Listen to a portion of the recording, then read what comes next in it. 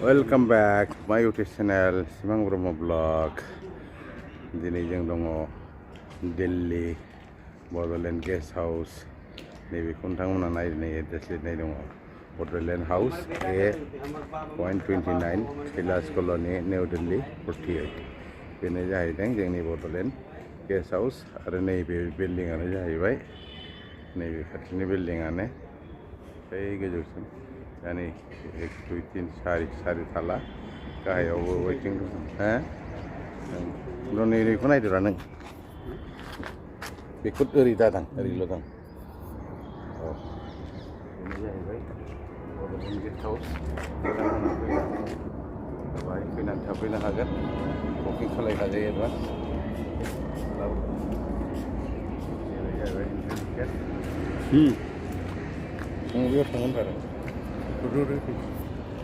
इधर ये गाड़ी वाला मिलते हैं ना? हाँ, गाड़ी वाला नॉर्मल वाला, मतलब वो टैक्सी वाला नहीं चाहिए। रुक जा, आते थोड़ा देर में। एयरपोर्ट में हाँ नहीं भाई जोंनि मान गोनां नहीं 12 बजे जोंना नैबे जाहैबाय बड'लेण्डनि बिफा बड'फा उपेन्द्रनाथ ब्रह्म। बेनो जाहैदों बड'लेण्ड गेस्ट हाउसआ। मान गोनां जोंनि उपेन्द्रनाथ ब्रह्मनि मुसुखा बियो, जेरावनाखि दिल्ली बड'लेण्ड गेस्ट हाउसआव बानायदों।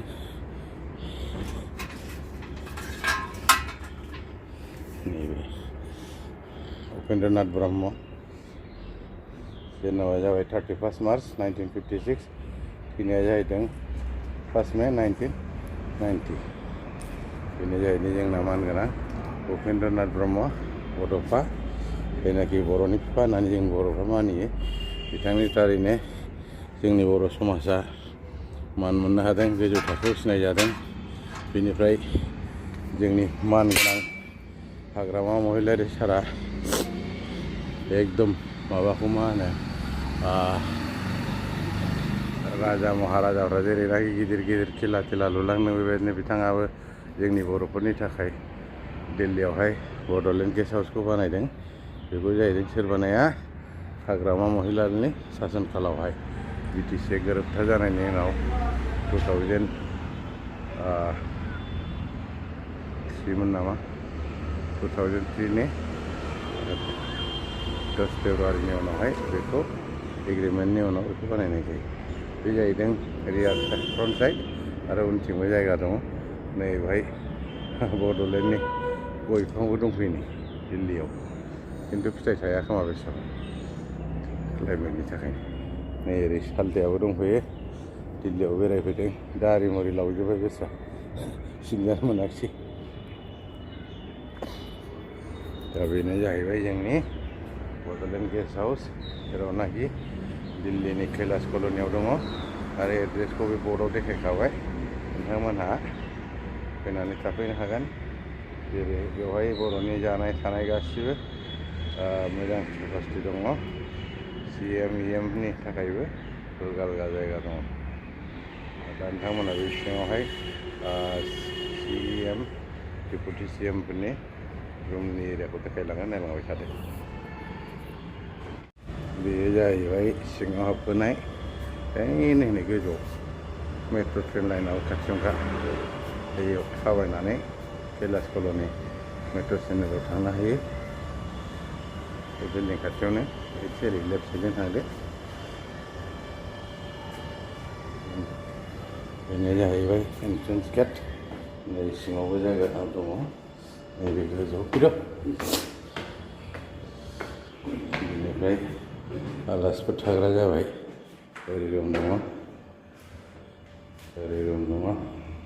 गाव जेरैनाखि बड'लेण्ड, हजों बड'लेण्डनिफ्रायनो बुकिंबो जायो डाइरेक्टनो, आरो एखमबा बाहाय फैनानैबो खायो, खिन्थु सम सम मोना जायो आरो। बेनि थाखायनो खालामखानाया मोजां। बे जाहैदों डेपुटि CMनि ब्लक। नै नायदो, डेपुटि CM ब्लक। बे समाव बे सिङाव माने बिटिसिनि डेपुटि चिफ जेरै गबिन्द बसुमतारी बिथांमोन बिथांनि परिबार आरो नैबे बिसोरनि अफिस स्टाफआ बाय थानो हायो आरो ओरै गोजौआव थांबावनोसै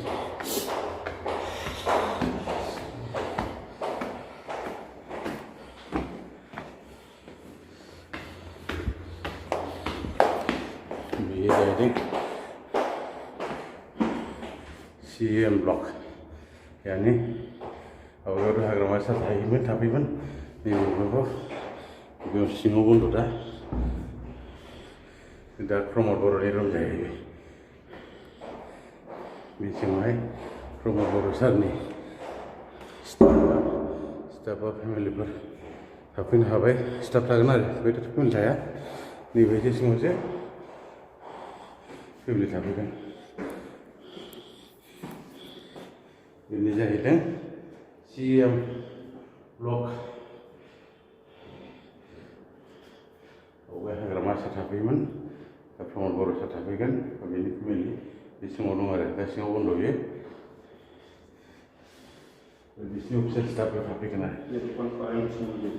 कनफारेन्सआवनो बायदिसिना बेयाव दंजोबो अफिसियेल स्टाफ थानानै बेहायनो कनफारेन्स खालायगोन बायदिसिना खालायगोन दिल्लीयाव फैनानै मिटिं खालायगोन अब्ला बायदि खालायगोन आरो नैबे जाहैदों लिफ्ट नायदोनि बड'लेण्डनि हालोदा बेसेबां ओमफ्राय बन्द' जादों बा माबोरै बन्द' जादों बेखौथ' आं मिथिला जायखिजाया दा प्रेसिडेन्ट फैजेननायनिफ्राय जोङो लिफ्टखौ बन्द' मोनदों आरो आवगायनिफ्राय जादों ना मादों सोंनाय जायाखै डिफेक्टआथ' जायो डिफेक्ट जानानै रिपेयार खालायनो हादों हायाखौथ' मिथिला जायखिजाया बानायथ'वाखै आरो रिपेयार खालायाखै दा बेखौ मोजां जोंना आरो गोजौआवबो बेबायदिनो मेरला चेम्बार दङ रुम दङ खिन्थु बे कनफारेन्स हल गैला आरो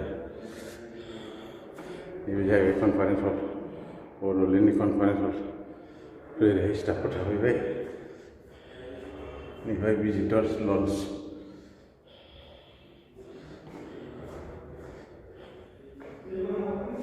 बेयो वार्ड स्टेसन बेवहाय मा दंथाय खोमसिलै नुला जायगायावहाय नर्मालि गेसफोर थाग्रा जाबाय आरोखि दा गोजौआव बिदिनो मोनब्रै गोजौ दङ लास्टआवहाय ओंखाम संग्रा दङ ओंखाम जाग्रा दङ डाइनिं हल नोंथांमोना भिडिअखौ मोजां मोनोब्ला लाइक एन्ड शेयार खालायदो थेंक इउ बाय